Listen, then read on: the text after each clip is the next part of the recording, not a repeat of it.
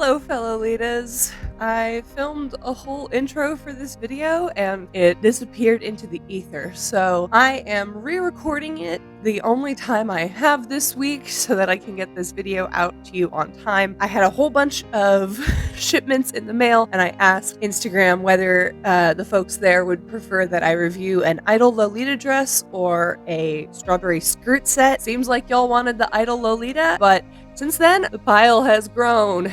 I got yet another shipment from Metamorphose. This is the Queen of Witch OP, which is to date the most expensive brand item I have ever bought new from a brand. I'm going to do something new that I hope will work. I'm going to leave a comment in the comment section for each of the packages that I have yet to open with the name of the release and a link to an image of the thing that is in the package. All I need from you all is to give a little thumbs up to whichever you would like to see in the next video. You can vote for all of them or one of them or a couple of them, it doesn't matter, but I should be filming the day after this video goes live, so whichever comment is leading in likes then is the thing I'm going to film a review on. I really value your feedback, so thank you so much for that. So back to this video. I've had a really rough couple of weeks. There has been a death in my family and I've been crying a lot and have very little energy. I needed some comfort for my soul, and what I do when I'm feeling really down often is crafting. It makes me feel empowered, it gives me something to have control over. I'm always a fan of Easter stuff, even as a Jewish person, because it's pastel, it's cute, I love bunnies, I love chicks, and I love candy. The day after Easter has historically been a really lovely day for me to go to the drugstore or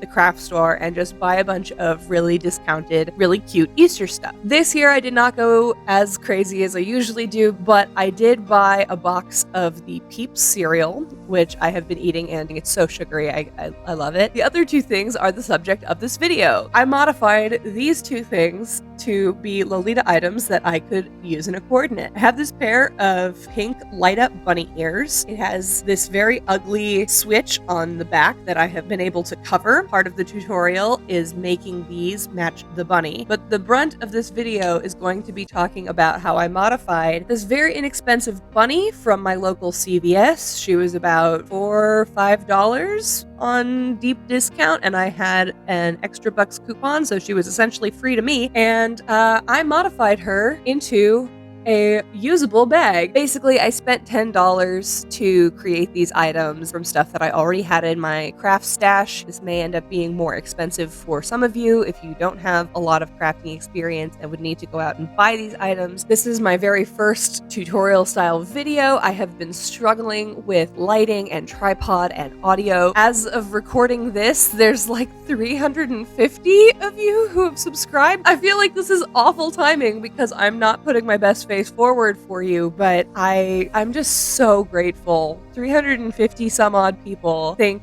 what I'm doing here is worth following. Even as this week has been so hard for me, I can't deny the joy in seeing that number climb. It means so much to me that you value what I have to say. Genuinely, from the bottom of my heart, thank you everyone who has subscribed. I hope that you will enjoy what I'm about to present to you regardless of its quality, and that you find it useful. This tutorial should work just as well for any stuffed animal of any size and any pair of bunny ears. I hope that you find it informative, if not entertaining. I'm gonna go do my morning workout.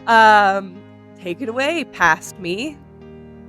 So before we get started, let's talk about our tools. In addition to a pair of ears and a stuffed animal bunny rabbit, here are some things that I estimate I will probably need to complete this project. Number one is a sewing machine. However, if you do not have a sewing machine, a lot of this can be accomplished with hand sewing or with a glue stick. Other things we'll need include some ribbons to decorate the bunny and the bunny ears, some lace. This is just left over from my collection, by the way. I didn't go out and buy anything for this. Some fabric that you can use to create the pouch for inside the bunny bag. A zipper. This is the smallest and shortest zipper I had. It's actually a little too long for the bunny, but I will show you how to make it shorter. You'll need some pins, tons and tons of pins, and some needles for hand sewing. We may end up needing those as well, so make sure you have some on hand. You'll need a good pair of fabric scissors. If you don't have fabric-specific scissors, that's okay too. Some complementary or matching thread is also important. You'll need an ironing board and an iron, and you'll need some sort of measuring implement so that you can easily judge how much you will need to cut of everything. And that's it. With all this stuff in hand, we'll be able to make some pretty cool stuff. The last piece of equipment that you'll need before you get started, if you can get your hands on one, is a seam ripper. Think of this as your bunny scalpel. Time to go into surgery.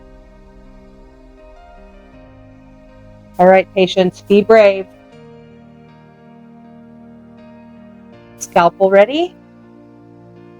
Anything included on the animal you get that you don't want, you can just cut off in this way.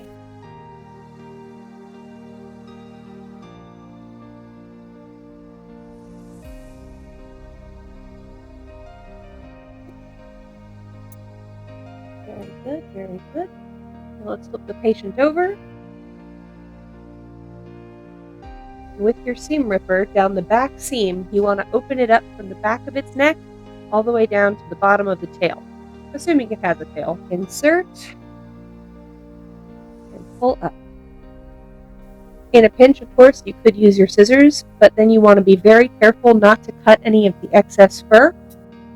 Seam rippers are useful because they won't chop the fur off at strange ends. They'll specifically target the threads that are holding the fabrics together, and you can pull or rip them out. Okay, this is getting ridiculous.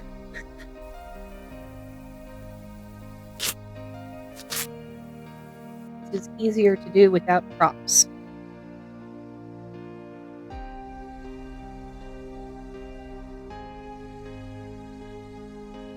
Next thing you want to do is remove about 75% of the stuffing. You want to leave the arms, legs, and head alone, but make sure that there's plenty of room inside there to hold a pouch for a bag. Now you'll want to measure how deep it is. Looks like this is about 5 inches deep, and the opening is just under 6 inches long. So that will determine the size and shape of the pouch we are about to cut next. So the next thing you'll want to do is get your fabric laid out and flat. I've got mine folded over, so I only have to make this cut once. But then I measure out the 6 inches by 5 inches plus a 1 inch extra bit for seam allowance. I'm going to use 1/2 inch seam allowance on both sides and then trim it down because I think that's just going to be easier for me in terms of mathematics. You might want to make this out of a paper pattern and have that cut out and traced before you go straight into the fabric, but I'm trying to work fast and I'm really lazy, so this is just the way I did it, but it's completely up to you.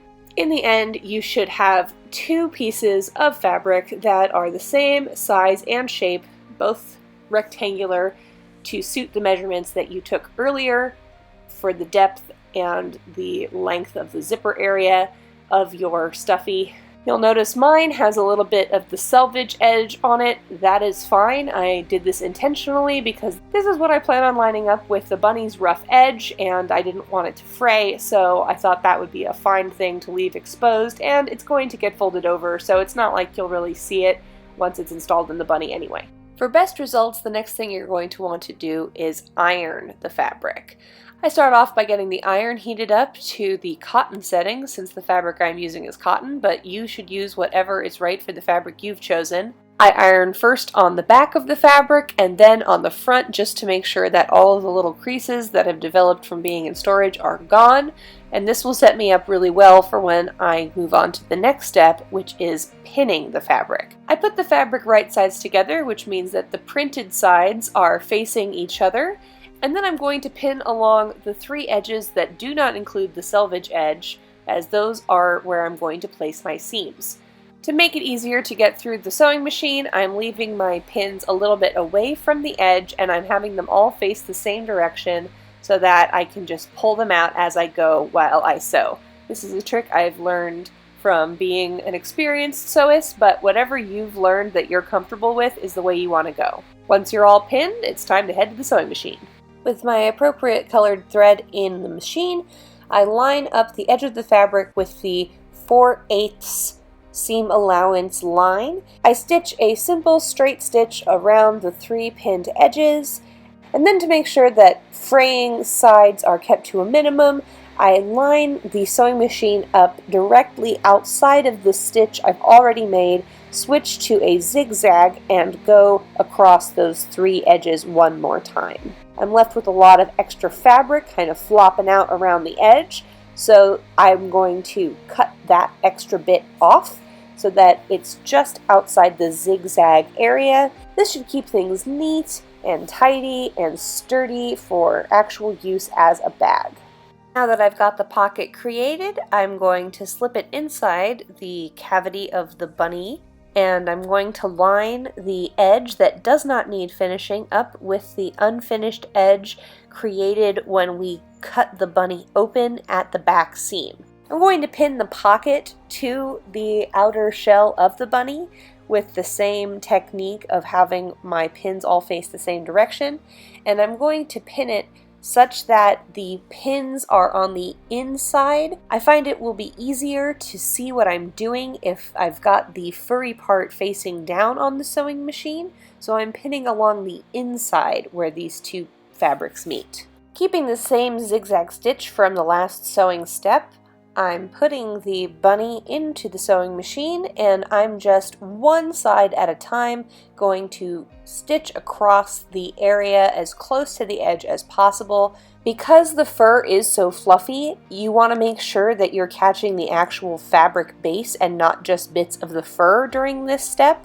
so you might need to adjust your seam allowance as you go if the edge is a little bit jagged. I had to do this in 2 runs because my sewing machine could not handle the bulk of the bunny's butt as I was sewing, but that was fine. It didn't end up becoming a problem later. After sewing both sides, it looked like there was a little bit of a gap at the top, and so I will be addressing that in the next step by sewing that together by hand. There are a ton of techniques for hand sewing, but this isn't exactly a hand sewing tutorial, so I'm just going to say that I used a felling stitch to keep that little gap closed, but you can use whatever works for you. Sewing by hand takes patience and it doesn't always look the best. Even though the end result didn't look great, nothing is perfect, and I knew I'd be able to disguise it once the zipper was installed, so I threw up my hands and said this was good enough.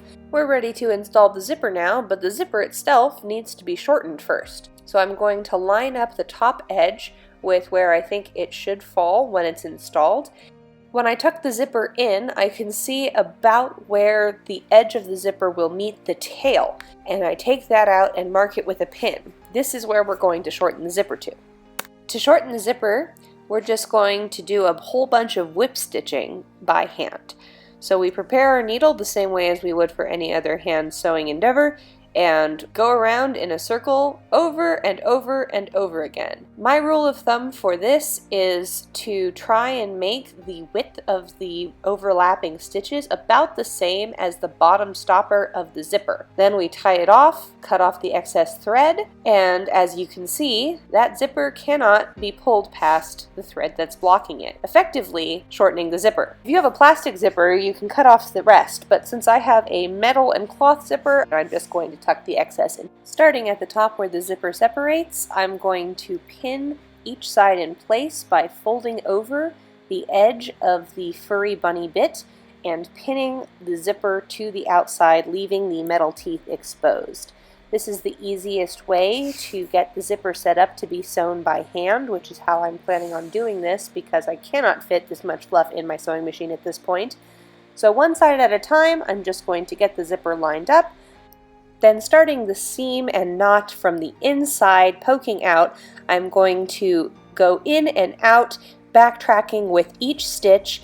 If you make your stitches too long on the outer side, you'll see the stitches, but if you keep them close enough, you shouldn't be able to see them through the fur. The stitches on the inside of the zipper will look longer, which may come across as a bit messier, but nobody's going to see that, so don't worry about it. I find it's easiest to start at the bottom of the zipper and work my way up to the top where it separates, just because as it gets closer and closer to where the top and pull of the zipper is, it can be a little bit tricky to get close enough and not get your thread caught somewhere in the middle. So I like to, at that point, pull the zipper down a little bit and this makes it a whole lot easier. Make sure you finish off your thread before you move on to the other side. I like to whip stitch the edge of the zipper because I find that it helps keep it down and in place. Then, as you pin the other side, bring the pull of the zipper all the way down to the bunny's butt, fold over the furry fabric and pocket as you did on the other side, pin it in place, and then make sure that it zips up correctly. If you get far enough into sewing your zipper without testing this, you might find that you'll have to redo it and you will have wasted a lot of time. So to start the second one off, pull the zipper up just a little bit and use your fingers to feel where you should begin the next bit of sewing. Once again, I find it helpful to start at the bottom and move my way up. Though with this side, you're going to want to keep the zipper closed only at the beginning and then open it up a little bit more so that you'll have plenty of access to the area in which you'll be stitching. The technique is the same on both sides. This takes a bit of time, and in this case it took me about 35 minutes to sew the zipper in by hand. For an inexperienced sewer who's not used to doing a lot of hand stitching, this could take longer. But I promise you it is worth the time, because the alternative of trying to run this through your machine with all the fur up at the top getting stuck with your zipper foot or whatever is just going to be a nightmare. Once again, make sure you have finished your stitch off by whip stitching around the edge of the zipper and tying a sturdy knot that will not get caught in the zipper as it's being pulled. Trim your threads and confirm that your zipper does in fact close. And then rejoice, because that was the hardest part of the tutorial and it's already past you. Congratulations. Now comes the fun and easy part. Decorating with lace and ribbons and attaching with hot glue. I knew going into this that I wanted the bunny to have a lace collar, so I've measured the circumference of the bunny's neck. I'm just going to snip the lace and then use the hot glue gun to secure it in a circle. If I wanted to be really fancy with it, I could probably have hand sewed this, but after all that zipper work, I was not having it. The place where the lace meets is on the back so that it's less noticeable, and then I'm going to flip the bunny over and just put a small bead of the glue on the front at the neck so that the lace collar can lie a bit flat. Next, I need to decide how else I'm going to decorate this bunny. I recommend looking up some bow tying tutorials on your own when you have a chance. I'll link a couple of YouTube videos that I have used in the past to learn about how to tie bows out of ribbons below. I'm not going to waste time in this video trying to explain how to tie a ribbon when somebody else has already done it so well. Basically, I had 3 ribbon options and I couldn't decide which one to put at the neck and which ones I might want to put at the ears or anywhere else on the bunny. In the end, I decided that I was going to have a yellow ribbon at the neck with pointed ends, and I was going to put one of the pink spotted ribbons at the ear and another pink spotted ribbon on the ear of the headband.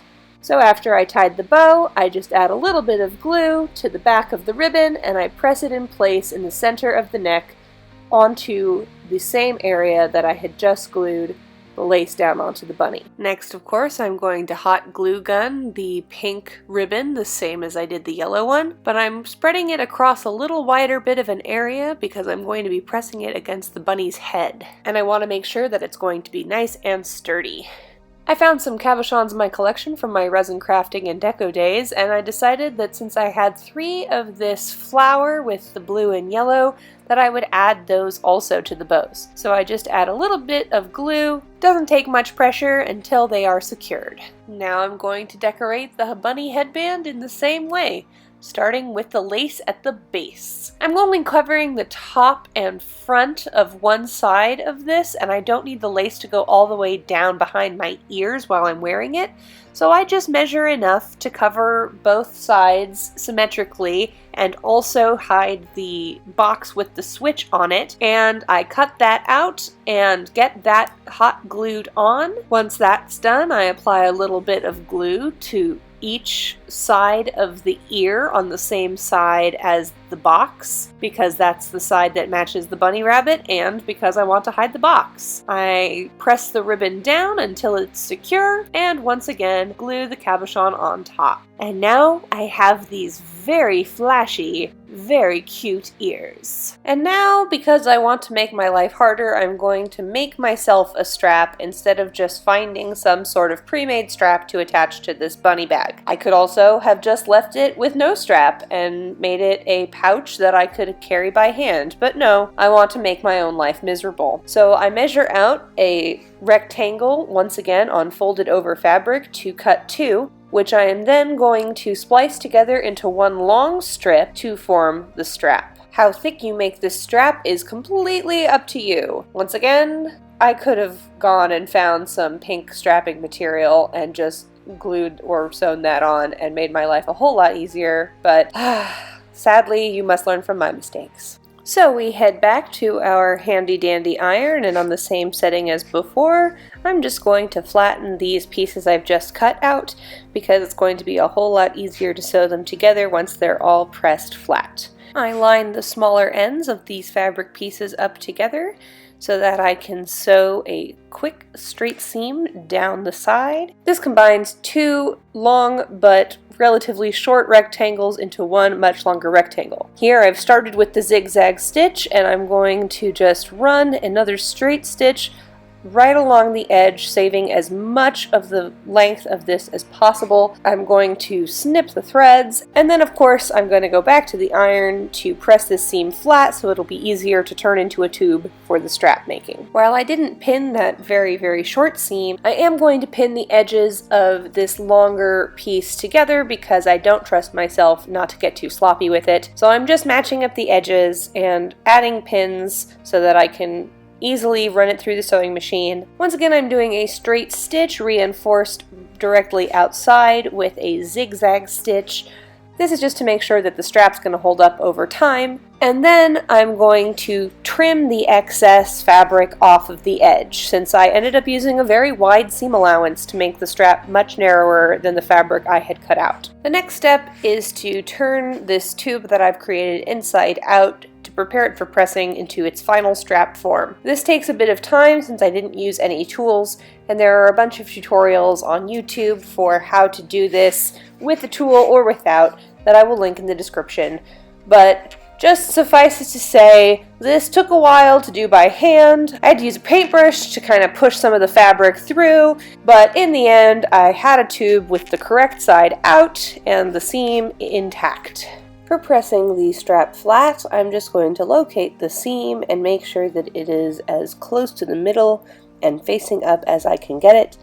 That way, when I press it, it's going to lay flat, and then I can install the strap so that this is facing under and hopefully no one will see it or notice that there is a seam here. Once the strap's all nice and flat, I'm going to tuck the ends inside and press those flat as well so that I can run those through the sewing machine and make sure that they will stay flat, and it'll be a lot less messy when I finally sew the strap to the bunny. To get those edges sewn flat, it's just a simple straight stitch as close to the edge as I can manage. Keeping it close to the edge will make things look cleaner and less bulky. And now we finally have gotten to the final step, attaching the strap to the bunny.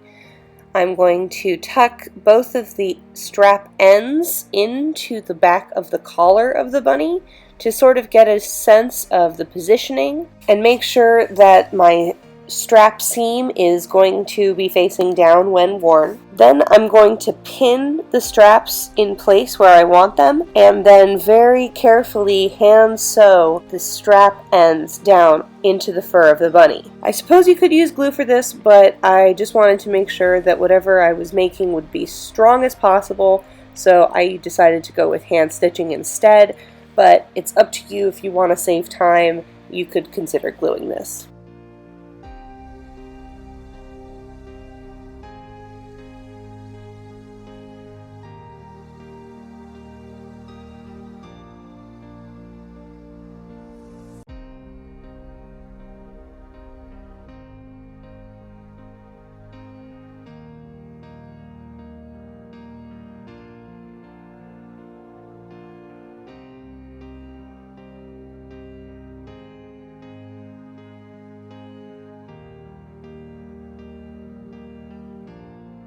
So yes, here is the finished product. I got my bunny bag, I got my light up flashy bunny ears, and I've got my Girly Gang JSK on once again. I'm wearing Girly Gang again because I thought that all of the colors present in the ears would look nice with all of the colors present in Girly Gang, but this is quite a hodgepodge, and I would not be surprised if I get called Ida on the internet later. But seriously, it doesn't matter to me. This was a really fun distraction for me. It took a good amount of time and effort, and I made a ton of mistakes along the way, but I'm really happy with the result. I would say that this is officially my most functional Lolita bag, even if it was not originally a bag for Lolita. It was really fun to pour all that energy into trying to make this in one day. I hope all of you watching at home were inspired to go raid your local craft store or drugstore to buy supplies and give this sort of project a go. The bunny that I've got here is one of a kind. The strap's imperfect and the length of the strap's inconvenient, and a lot of this was hot glued at the last minute because I didn't want to spend all that time doing hand stitching. I think it worked out pretty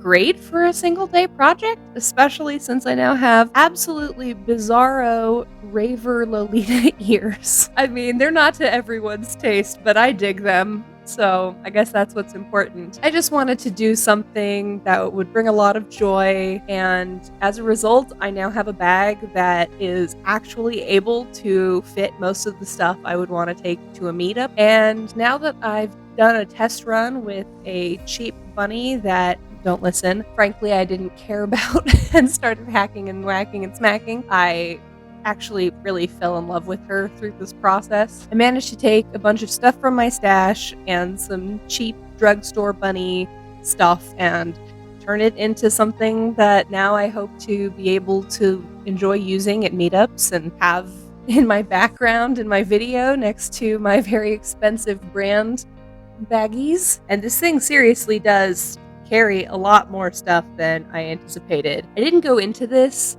trying to find a stuffed animal that I thought would be like especially roomy to fit all of my stuff, but I think it worked out really great. While it's delicate and not the best made, I am really proud that I was able to make it in a day. Kind of made it in memory of my great aunt, who was so creative and so loving and just wanted to celebrate every day. Whenever we got together, it was usually at big family gatherings, and she was just such a source of joy. So I hope you found this video entertaining, if not inspiring, if not actually helpful and instructive. If you do end up making a bunny bag or other Easter related DIY Lolita thing of your own after watching this video, please tag me on Instagram at Ellie Vyra Wrestling. I would really, really love to see it. Hopefully my bag and your bag can be friends and they can like hang out at the latest meetup. Well, now that I've gotten so attached to this baby, I kind of want to give her a name. She doesn't like scream a specific name to me, so